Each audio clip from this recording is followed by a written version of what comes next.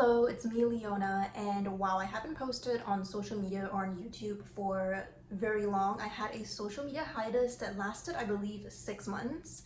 So pretty much almost the whole first half of 2026. I feel like I went on a little, not so little, pilgrimage that the universe took me through, and I was basically homeless for 3 months. Although that might sound devastating to a lot of people, but coming out on the other side of it, I feel like it was honestly such an enlightening experience. And I was living in an emergency women's shelter downtown in Vancouver, and it's popularly termed the most dangerous women's shelter in Vancouver or something like that.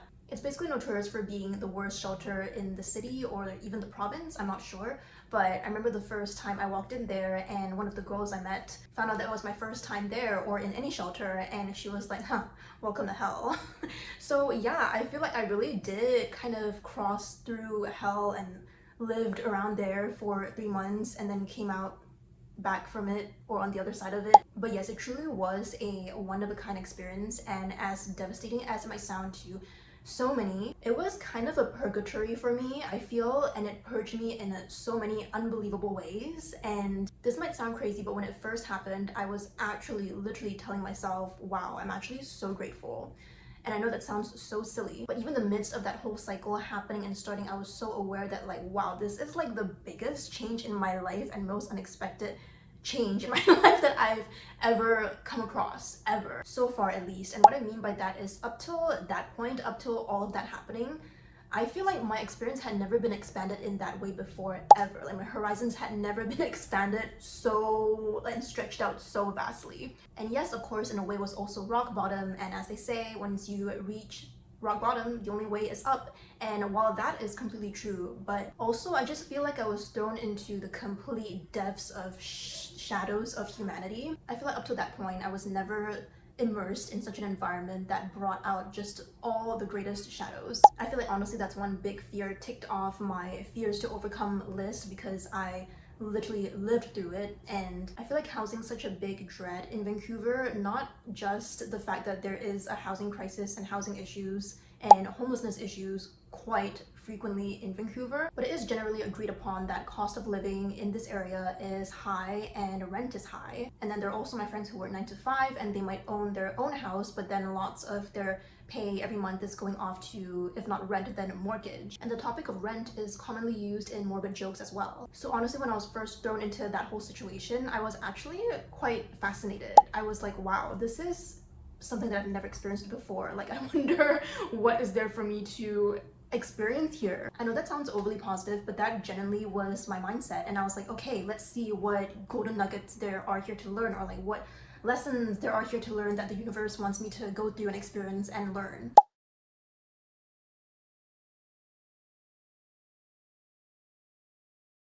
So for further context, this emergency women's shelter I was at, that was deemed the worst shelter in the whole town, or I'm not sure city or province, was deemed that way because it was an extremely low barrier shelter. And what I mean by that is they allow people who are under the influence of any substances, no matter how greatly under the influence they are, and people who are of any mental illness to enter and to stay. Essentially, nobody is turned away unless they are being very clearly physically violent, and most of the time, once that happens, it's a little bit too late in a lot of incidents. And the place being substance-filled and filled means that the place is naturally very full of all kinds of violence. It's also a place where people come to look for workers because that's where they hang out and stay and live. Obviously in an area downtown that is very much full of that trade, and substance trade as well, obviously.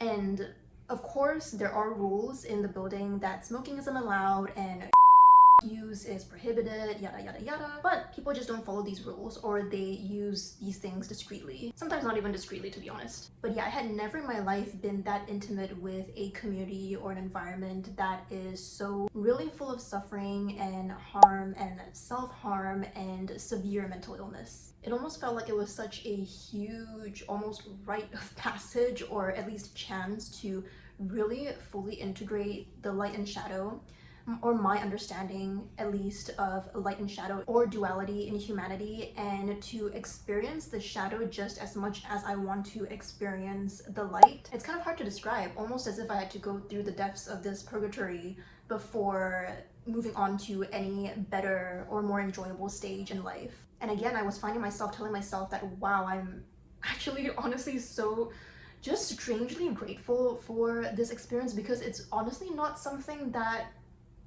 a lot of people would go through in life, at least not by choice, and I definitely wouldn't have gone into that situation by choice. And I feel like I really understood through that whole chapter how suffering is strangely a blessing sometimes. I don't mean to project this onto anyone else's experience.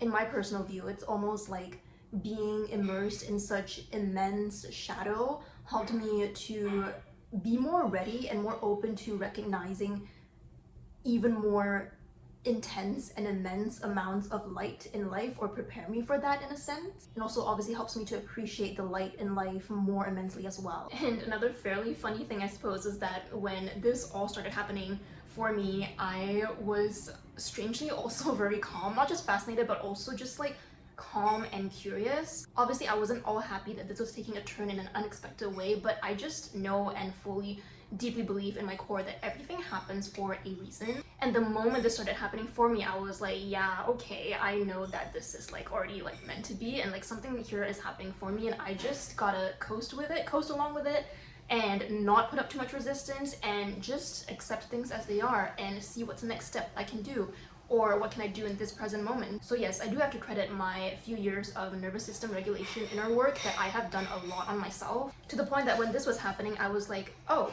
a little bit surprised that, okay, slightly unexpected event is happening, but like I was still intact, and I even had space to be curious and open to whatever experiences wanted to come to me. So further summary of my experience at this place: the first night I walked in there, I remember as I was sitting in the waiting area, or the common area, waiting to be assigned a bed, one of the workers signaled to me to come closer so she could tell me something, and she was basically trying to tell me to keep my belongings close to me as a warning.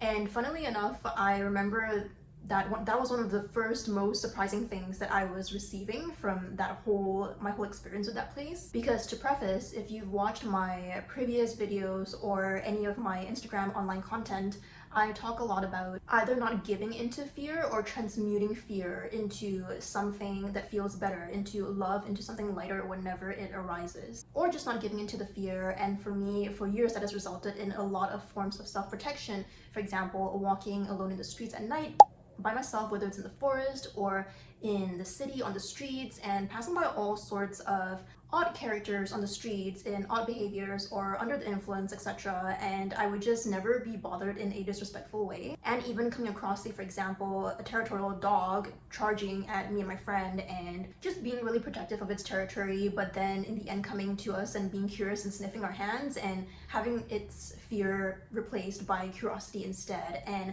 that's because I'm so used to using my own methods to either transmute fear or to not have any room for fear, so that there's basically no room in my energy field for anything harmful to happen to me or to be mixed into my energy field around me, basically.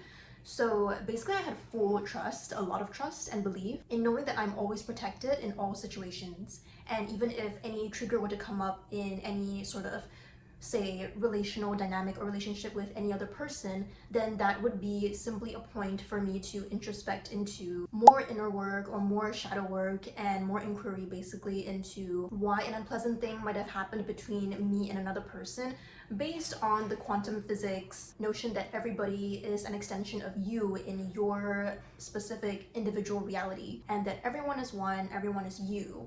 And unsurprisingly, this isn't just stated in quantum physics, but already taught and preached about in indigenous cultures all over the world, because that kind of wisdom unsurprisingly existed long before science-based quantum physics came about. So all this trust that I'm talking about in my self-protection, obviously that extends to, you know, if I leave my things like my laptop at a cafe for a few seconds to go to the bathroom, for example, that is an example of how trusting I can be, or nonchalant, or chill, or whatever you want to call it. And it would always result in the thing that most would fear happening just never happening for me, because I never feared it in the first place, and therefore there was nothing in me to attract that. and so therefore that possible outcome or event just wouldn't be a part of my energy field or reality.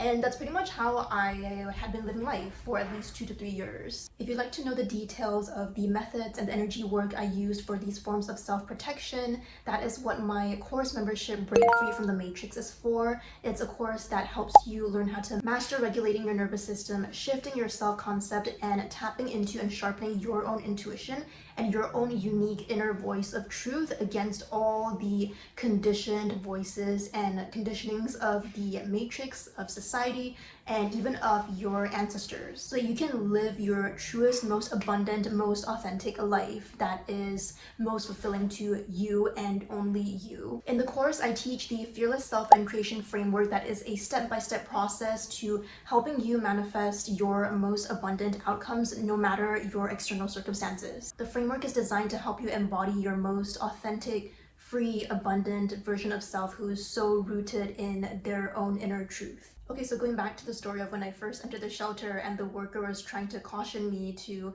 keep my belongings close to me because people steal a lot in that place.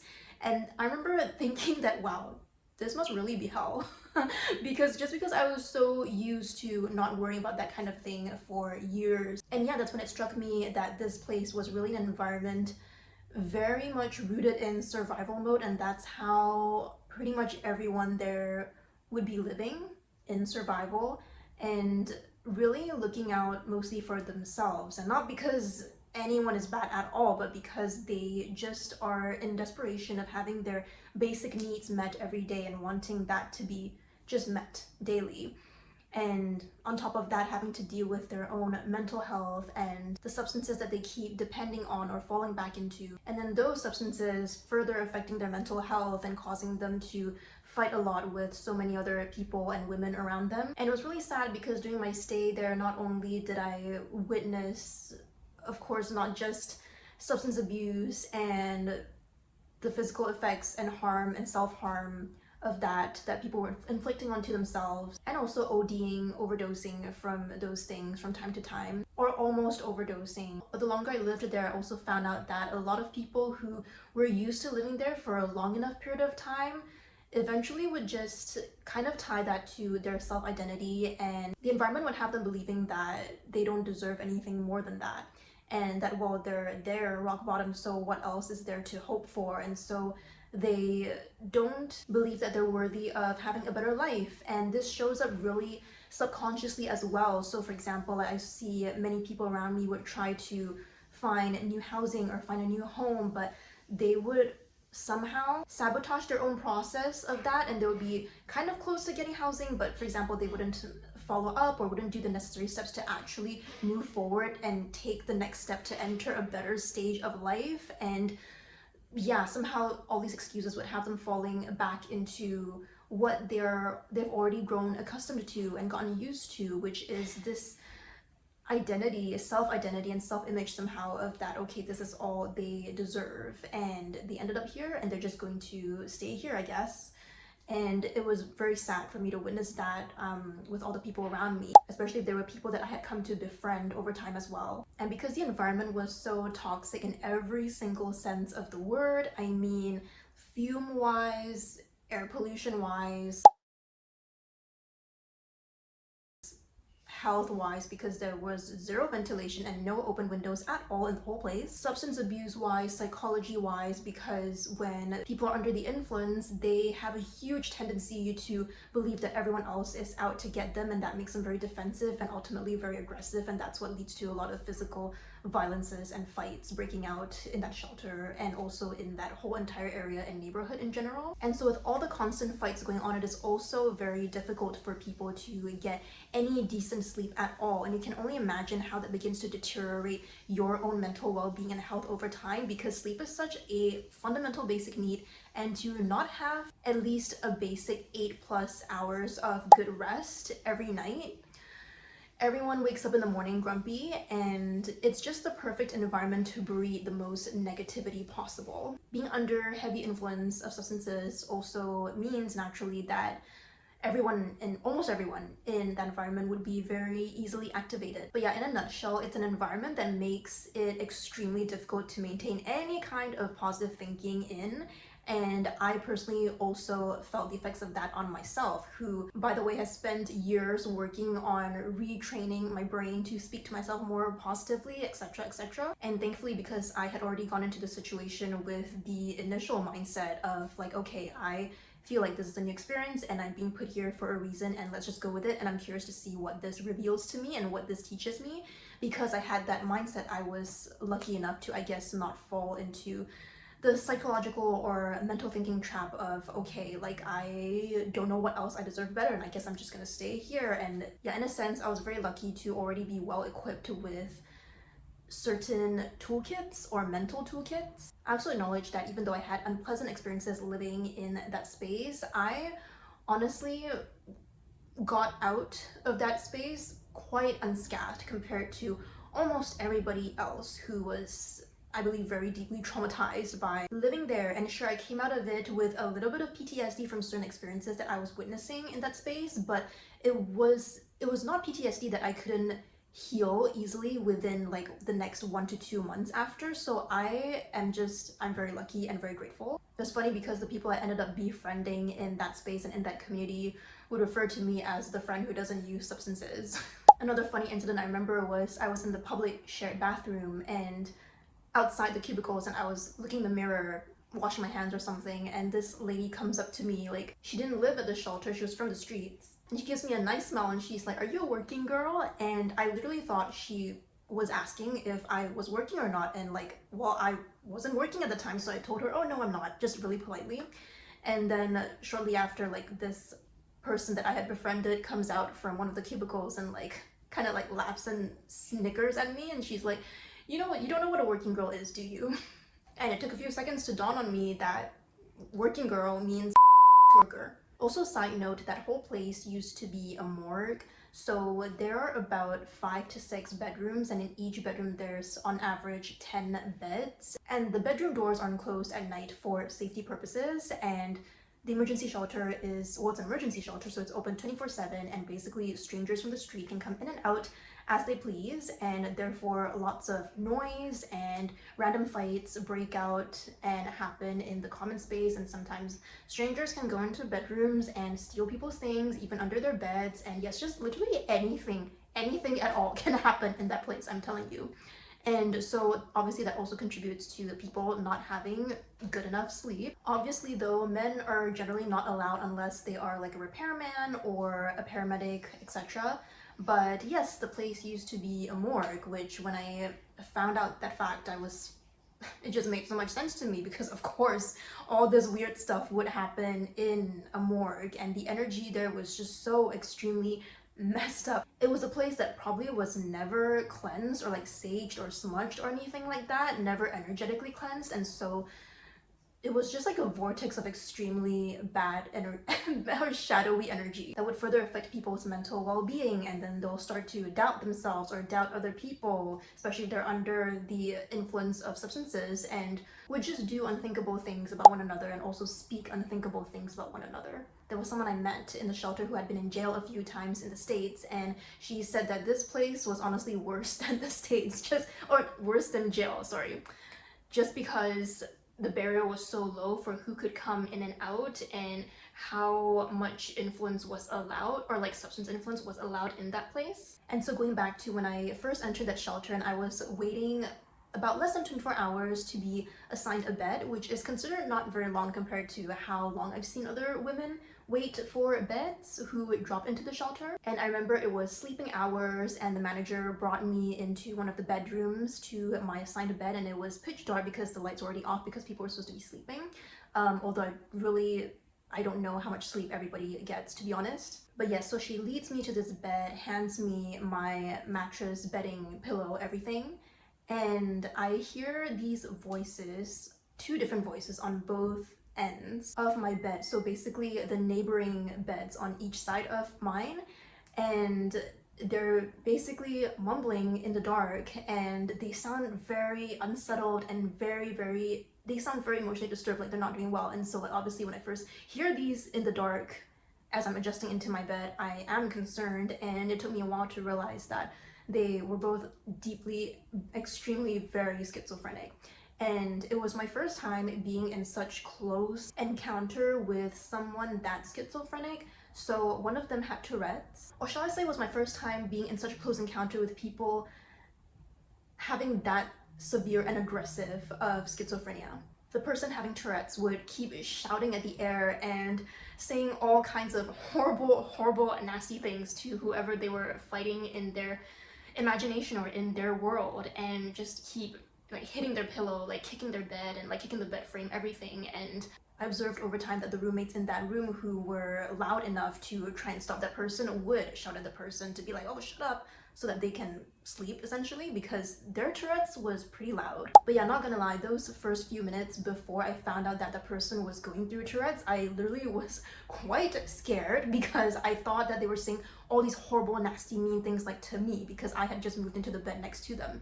But yes, it was really just them being violent and suffering and in fear in their own world. That aside though, during the daytime they would be a really polite enough and nice enough person. I never felt any ill feelings ever towards this person, because it was really just a mental health issue that they were going through, and they meant no harm, and definitely not to me or to anyone around them. The second neighbor though, on the other side of my bed, was a completely different story. She was an old lady, and if I'm not wrong, there's schizophrenia that's induced by substance abuse or drug use, and there's schizophrenia the type that people are just born with. And if I'm not wrong, because I never saw her use any substance besides just cigarette smoking, if I'm not wrong, she was perhaps born with it, or maybe something happened to her. I'm not an expert in psychology and mental health, so it is not my story to tell and not my account to relate, but the way she spoke when she was expressing schizophrenic behavior was extremely vicious. Like, it actually sounded like she could, at least from when I first met her, like my first impression of her, it sounded like she could kill someone. Like, the energy behind her voice was extremely, to me at least, very dark sounding and very just full of malice. Is that the word? And I'm not saying, this is not to say that she's a bad person or anything, because again, all these kinds of hatred or like malice is fear-based, right? So if you're familiar with Louise and her book How to Heal Your Life, and she also has lists online of how certain physical diseases or illnesses are essentially physical manifestations of energetic and emotional blockages that are already present for a long time in the human emotional body. And when I looked up schizophrenia, what I found was that the root of that is a very deep-seated fear within the individual. And so it would not surprise me at all to know that that person was just going through a lot of fear and had no other way to express it, consciously or subconsciously, except through this kind of verbal violence in their schizophrenic behavior. But it was honestly one of the most challenging things in my life ever to overcome, living in a bed next to her or to a person like that, because it became problematic when her schizophrenic behavior was not only just in her reality and in her world and addressing whoever was in her imaginary mind, but it also, I guess, like the line of reality also got dissolved at some point, and it was also directed to her neighbor, aka me, and who was in close proximity to her. And so it was at that point where I was completely having challenges in navigating this new situation of dealing with someone who was causing harm, but initially in my mind I was thinking, how can you hold someone accountable for that when they're going through such a severe mental illness? So that was truly the most challenging thing that I ever had to navigate in my life. I'll talk more about that later, but first I wanted to share a list of all the things that I learned throughout that whole experience of living there for 3 months without a home. So number one was my boundaries. My boundaries were completely solidified, and whether one would consider themselves a people pleaser or an empath, it literally does not matter. I feel like anybody who starts to live in that environment for long enough, the people pleaser in them has to be killed. So for me, essentially, my people pleaser inside me was killed. Or if you think that's too harsh, you could say it was completely healed and integrated into the rest of my being. There's absolutely no room for any people-pleasing behavior to be bred in a space like that where so many people are so okay with, are in such survival mode, so it's not, I wouldn't say it's completely their fault, but they're in such survival mode that they are so okay with looking out for themselves, even if it means that someone else has to suffer as a result. This was a place where everybody would be so easily activated and the energy would be so weird, where if your boundaries were showing weakness, or if your boundaries were weak in even the slightest way, you would immediately and visibly and harshly be taken advantage of. And obviously I would never wish for this kind of situation or driving circumstance upon anybody for them to learn whatever lessons, but looking back retrospectively and seeing how I had been a recovering people pleaser for the past 3 to 5 years and slowly but surely working on that, and looking back at this whole shelter and homelessness experience, I can 100% see how the universe was just loudly saying, okay, this is really the end of your weak boundaries. Like, yes, you have been learning and practicing over time, but like, this is the end, because you cannot go any further on your life path affording to have weak boundaries in any way. And so this whole chapter really just was the nail in the coffin of like letting the people pleaser pass away, so to speak. And I guess the way through that for me just so happened to be this extenuating external circumstance or environment to push me to really just tighten up and firm up all of my boundaries, period. In an environment like this, it absolutely does not serve you to suppress your emotions in order to keep outer peace and harmony with others, or in other words, to be dishonest with yourself and your feelings and your expression of your true feelings. Which leads me to my next point. My second big lesson that I learned is to question enough, or regularly enough, where am I being dishonest with myself or with expressing how I truly feel, including honesty with allowing all sides of me to express themselves. So whether it's, maybe it could be a frustrated side or an angry side, whereas before this I was spending quite a bit of time, or quite many months or even years, consciously working on honoring my anger as sacred, or anger in general as a sacred emotion, or even any denser feelings that is not love or joy or lightness or happiness, and learning to honor those kinds of heavier emotions. There would still be in the past certain cases where I would still be doubting myself for having anger, or even just maybe subconsciously shaming myself or telling myself it's not productive to feel this anger right now, etc, etc. Being in this particular situation again was the nail in the coffin to really get me to honor all parts of myself and all parts of my system, all feelings, and including anger, and to really learn to love all parts of me unconditionally, and to see all parts of me as lovable unconditionally as well. And what I mean by this is, maybe in the past I would work on expressing anger in a healthy way. Let's say when I'm in closed doors, or behind closed doors, or in my own private space, I would work on channeling my anger or denser emotions on my own in a way that's as healthy as possible to myself. But I would still have a lot of hesitation around, for example, expressing that anger outwardly, either to someone or letting someone else witness me fully in an angry state. And obviously lessons are so different for everyone. Somebody who grew up with maybe more like anger or tantrum issues might have, not issues, but you know what I mean, patterns. The lesson for them might be to be more patient and be more diplomatic in terms of interacting with other people. But for me, growing up as a people pleaser and spending many years recovering from that, the real challenge and lesson was to learn how to express anger in situations that do call for it, as a way of letting my true feelings be known. Because if you don't let your true feelings be known, how are people going to know what is the limit with you, and what you would put up with, and what you would tolerate, and how you are essentially teaching people sometimes to treat you. And one big thing I noticed in the shelter was that there really would be very little room for dishonesty, at least in the emotional sense.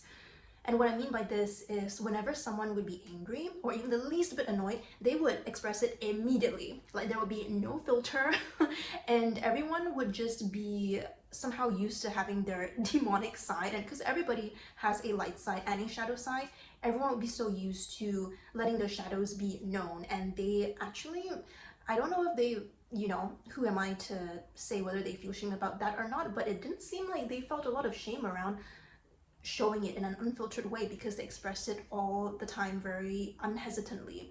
And there was actually something that I admired so much about that because I didn't have that courage growing up or for many years of my life and living.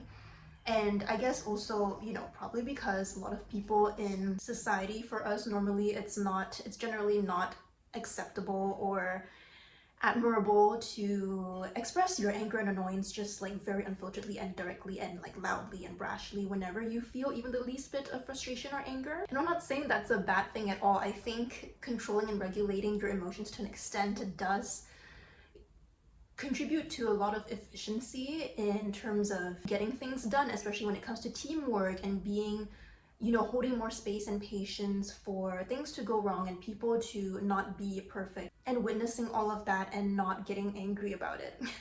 So I'm not saying that that is a bad or negative conditioning in society at all, but there really was something to be admired, in my opinion, seeing such people be so unhesitant about being dramatic whenever they were upset with something or angry, because it was almost like an untamed child kind of behavior. And I don't mean that in a good or bad way at all, but I do acknowledge that it was a dose of something that I could have been using more of.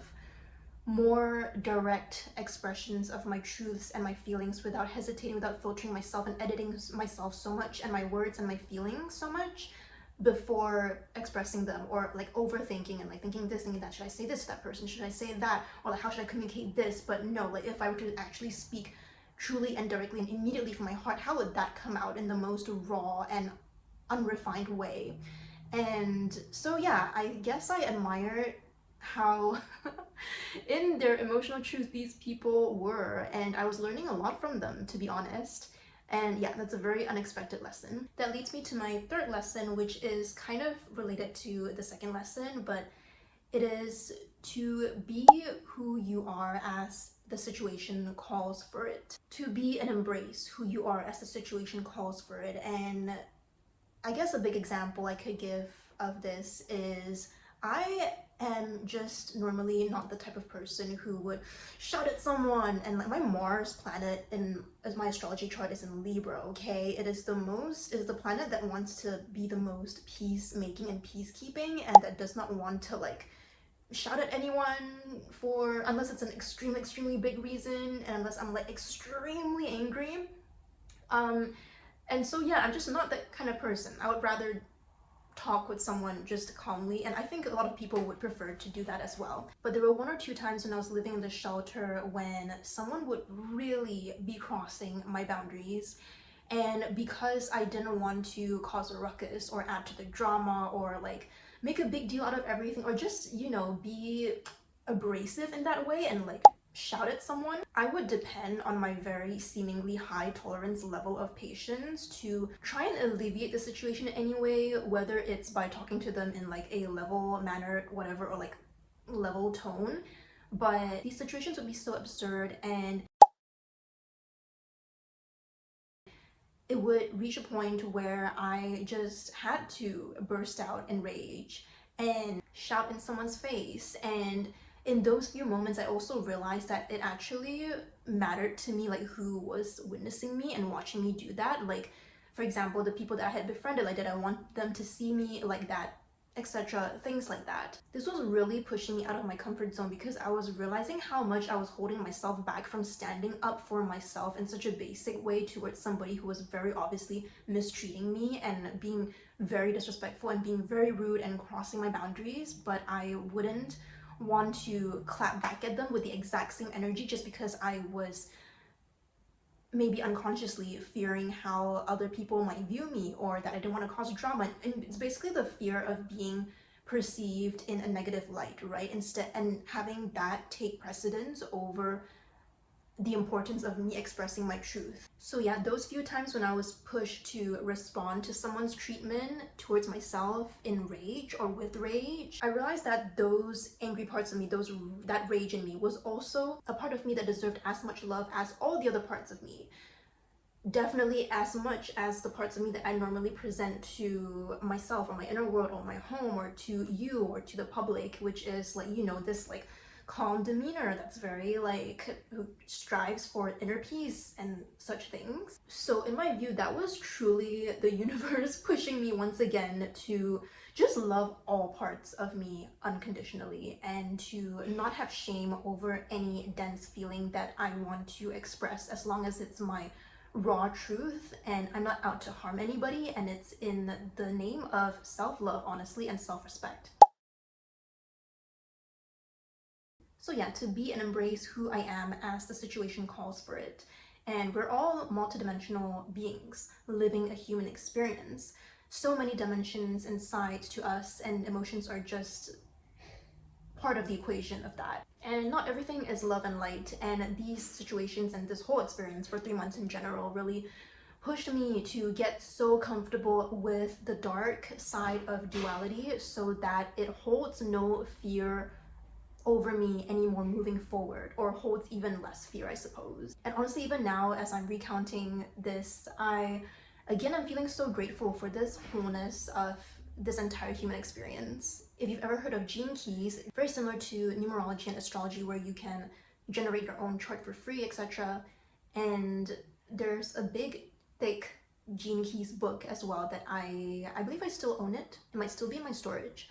But essentially, one of the chapters talks about predictions of humans as a race, as a whole, over the next, I can't remember if it's hundreds or thousands of years, ultimately evolving towards being androgynous beings. And I remember I really resonated with those predictions, and I think these specific situations also helped me balance my feminine and masculine a lot more holistically. Not to say that feminine is love and light and masculine is not, but I think you know what I mean. Like yin and yang, when to be passive and receptive and like holding space and being empathetic and being soft, versus when to really put up, I'm not sure if a wall is the right word, but when to really like fight for your ass. Because different situations and people bring out different sides in us, and in a strange way, these learnings from these specific situations were very liberating for my inner child, and also for like the softer me, or like for my heart, because I just learned that in order to be soft consistently, I need to be able to fight back if a situation ever calls for it, and my body needs to know that it and we are capable of fighting back and protecting ourselves. And after having those experiences and showing and proving to my body that yes, like in any dire situation that I need to stand up for myself, like indeed I can and I will express myself.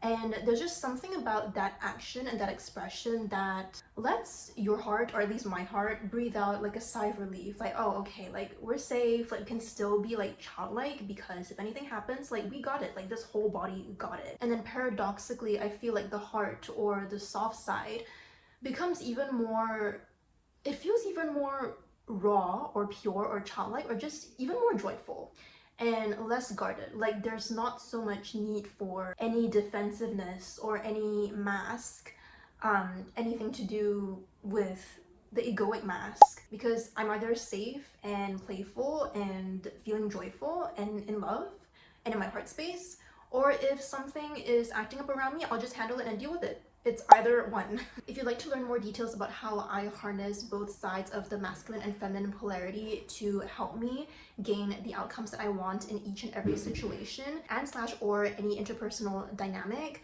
there is a whole part specifically dedicated to that in my course membership, Break Free from the Matrix. My next lesson I learned was I really learned to surrender and allow things to be easier for me, as paradoxical as it sounds. And a big example of this was ever since the first day that I got into the situation of being in this shelter. I was very quickly searching for housing every day. I would be going on listings and I would be going on viewings, two house viewings a couple times a week. And at the time I also had a housing coordinator or housing outreach worker helping me, and she was amazing. She was doing her best to help me, and there were multiple times during my stay there that I got intuitive downloads and messages repetitively telling me to let others help me, to not do it all on my own. And I feel like I kept ignoring that message because I would still go about searching for housing like every day. And it was only towards the end of my stay there that I finally had a big epiphany that hit me,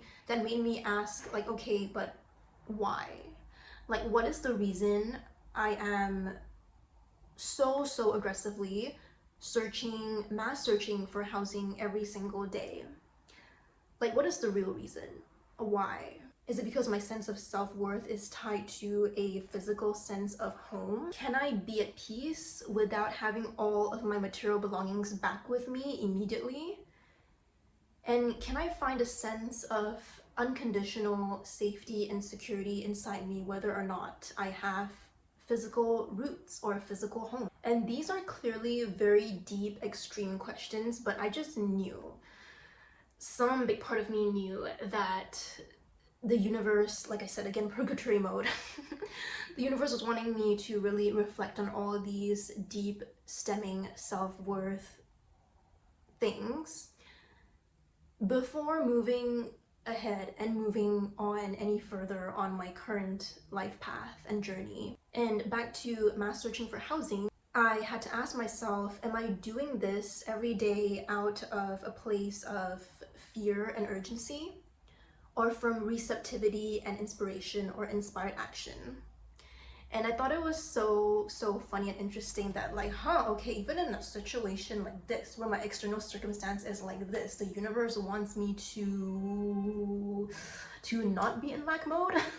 So, but I mean, that really was the lesson though. And when I had that epiphany, like I said, it was towards the end of my stay there. So when I was asking myself all these questions and then finally letting go and being like, all right, I'm gonna choose right now to be at peace with where I am. And I'm gonna choose to do my best to tap into this deeper sense of unwavering place of stability and safety inside me, no matter what, no matter my external circumstances. And that time was literally the time that my housing outreach worker reached out to me being like, hey, we have a great place for you. So yeah, it's just another reminder out of many reminders I have had in my life that things just sometimes happen for you in the most crazy seeming ways the moment you let go of things that are not very much in your control, or let go of things that keep feeling like you have to keep pushing a lot. And like, what is your intention behind doing a certain thing every day? Like, are you doing it on autopilot, or like, from what place are you doing a certain thing or action? So expanding on the purgatory part, I also had other repetitive intuitive downloads and messages that kept saying like renovation. And renovation as in, I felt like my whole entire psyche and way of being was being renovated. Just like old furniture being thrown out, things are not needed anymore, and fixing this, that, the structures of everything were being completely rewired through this entire 3-month experience. And it was literally purging, highlighting so many core wounds. For example, like I mentioned earlier, fear of being perceived in a certain way and of being judged for expressing your truth and being your authentic self. And so all these core wounds being highlighted to be healed and transmuted or purged. And the renovation involving lots of clearing out of very old limiting beliefs that have followed me probably since childhood, or since even from ancestral patterns, limiting beliefs, conditionings, all conditionings from the past. Basically leaving behind a house that feels lighter, fresher, and newer overall. And so yeah, clearly it wasn't fun in the moment as I was going through this dark night of the soul. But looking back, that was exactly what it was, a renovation. My next lesson on my list, that's probably the toughest one of all to me, is sometimes your vision is honored only by yourself before anyone else. This is probably a very Aquarius thing to say, and I'm not an Aquarius, but I'm an Aquarius stellium. And your intuition is always guiding you to the next place that you need to be, to where you need to be, and where your soul wants to go, even if it may not please a lot of people around you, and even if it may not make logical sense in the moment. So what exactly do I mean by vision? Well, everybody has a different vision if they've tapped in enough to their own heart's desires and authentic truth and authentic desires. For me personally, my vision was, I didn't believe in working 9 to 5 for an employer, doing work that I was not 100% passionate about. If other people are passionate about that, I completely validate that, but just for me personally, it was not the way to go. And honestly, even doing part-time work for the sake of money, I would only take up work that truly made my heart sing. In all cases, it had been quite a few years where I had actively chosen to not take up work unless it was fun. Even if it might seem that I'm in need of money, I just personally don't believe in exchanging my time and energy solely for money. I feel like it has to be exchanging for me. This is my view. It has to be exchanging my time and energy for perhaps money and fulfillment. Like, if there's no emotional, energetic fulfillment in doing that, then, and if that means my heart's not in it, and that's just me leaking away my resources, which is my energy and my time. And so without having the traditional 9 to 5 career path for a couple years up till then, I had other visions of other things that I wanted to build that I thought would bring service to others, to the collective, that had a purpose, that felt meaningful and fulfilling, and that was fulfilling most of all to me. And also, just to backtrack a little bit, when I say that I don't exchange my time and energy solely for money anymore, and I had not been for quite many years, it's because I'm just so rooted in the belief that all my needs, everything that I need comes to me if I choose to believe it. Everything I need comes to me. Everything I need in any given moment comes to me without necessarily needing to always rely on money, because money is just a currency exchange, a form of exchanging energy in a sense, and a means to get what we want, which also essentially is a means to get the feeling that we want. Because why do we want money? Why do we want certain things? It's for the feeling of it in the end, to feel satisfied, secure, safe, loved, whatever, blah, blah, blah. And also, what made me believe so much in this vision in the first place is, okay, everybody, or like this generation, maybe the previous generation, zillennial, millennials, I don't know, everybody complains about doing work that they don't like and getting up every single day to do something they don't like, and it feels toiling and it's not the full freedom that they want, etc. I'm not saying everybody, by the way, I'm saying just many people that I've talked to and witnessed. And so in my mind, I'm like, well, if I were to really believe that, I'll just take action and act against that, or like, you know, not do the thing, instead of staying in the hamster wheel or in the matrix and doing a 9 to 5 that I don't like and complaining about it.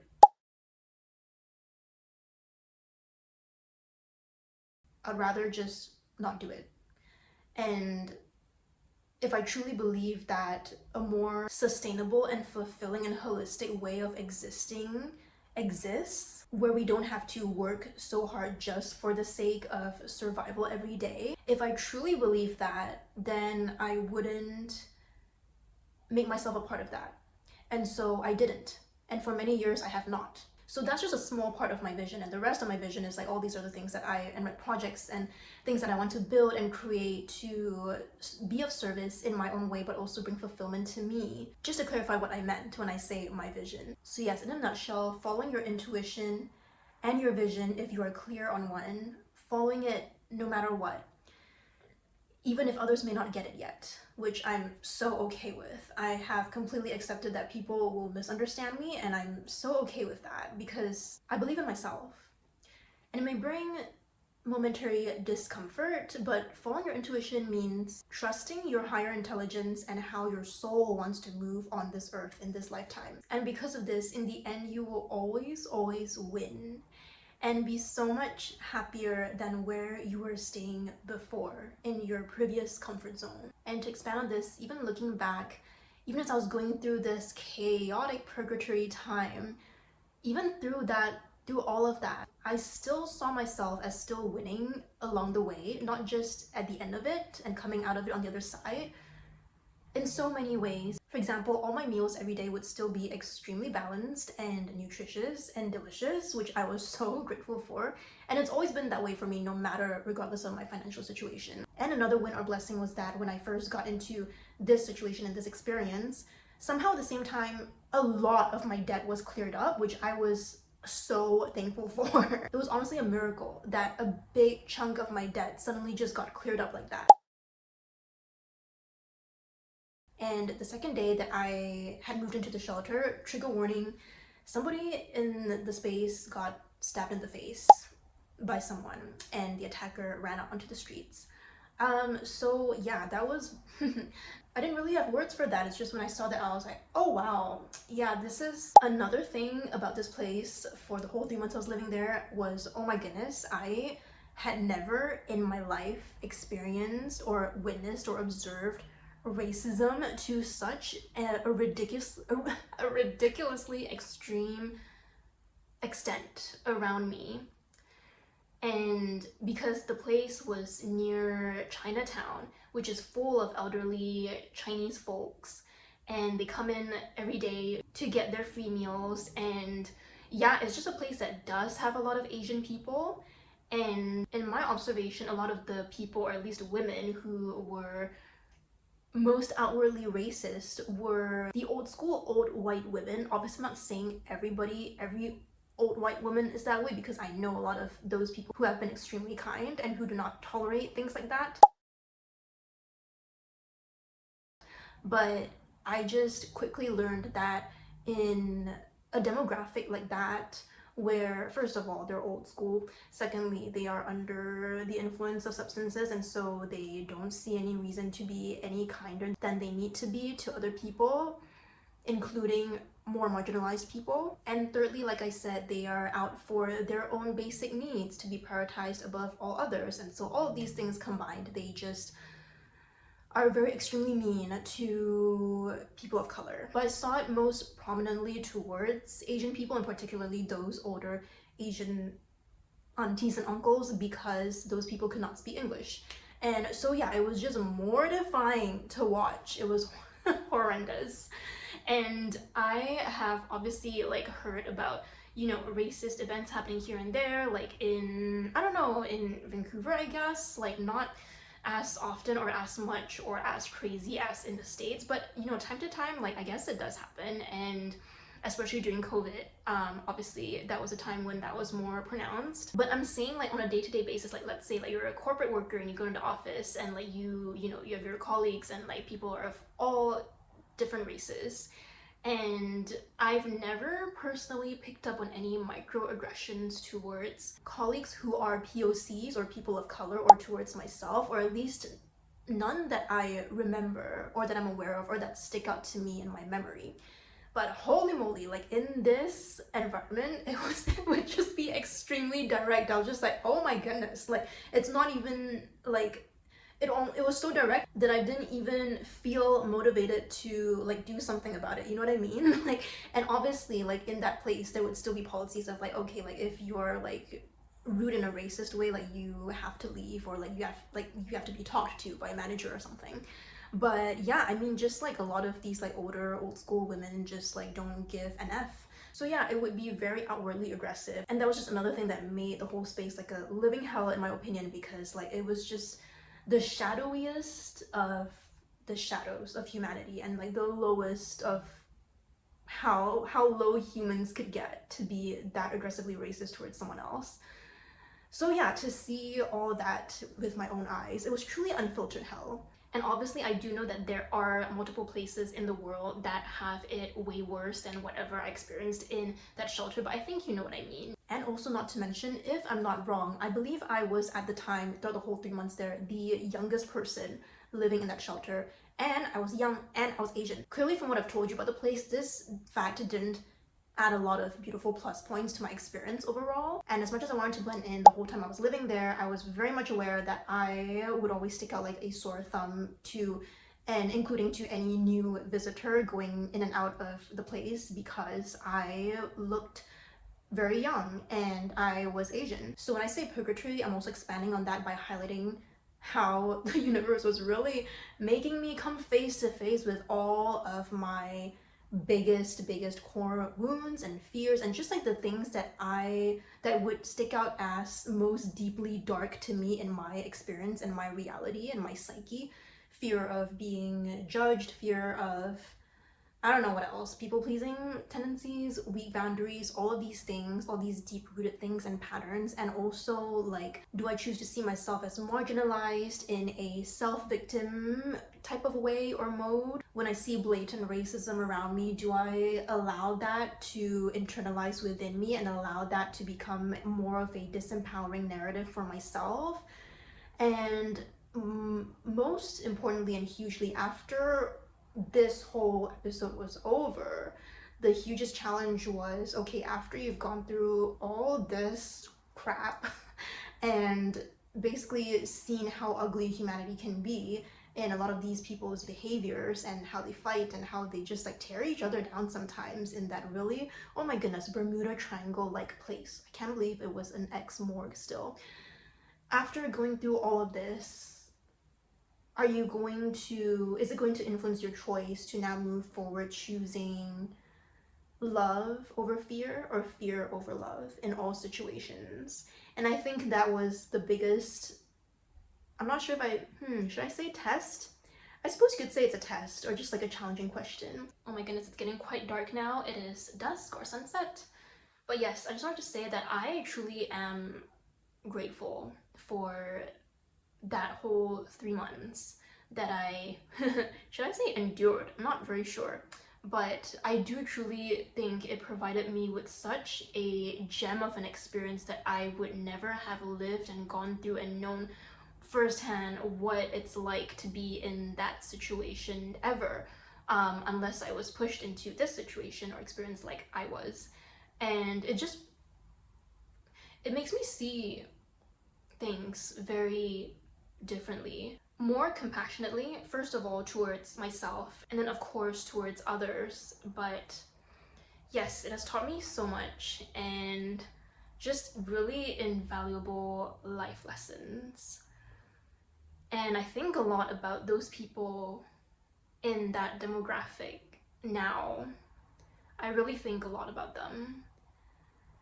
And it just obviously is not right that homelessness to this degree is so allowed and so lacking in support from, like, I don't know, the government, from the state, in places like this. And also in Vancouver, it's like apparently particularly bad. Like, people from the States or from New York would come here and be like absolutely like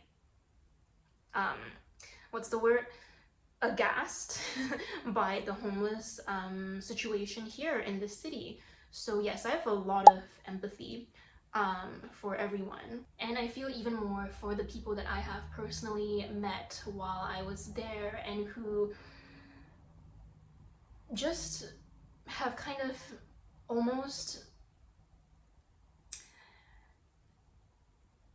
ditched the idea of a better way of living in their minds completely. And I just really hope the best for them, and I just have so much empathy knowing that they stay because they feel that there is nothing better for them out there, or that this is all there is for them, and that's so not true. And I feel like I was only able to kind of sail through that, yes, with, like, you know, rough waves here and there, sail through that whole episode and through my whole 3-month stay and sail through it fairly unscathed, compared to other people who have been way more traumatized living there.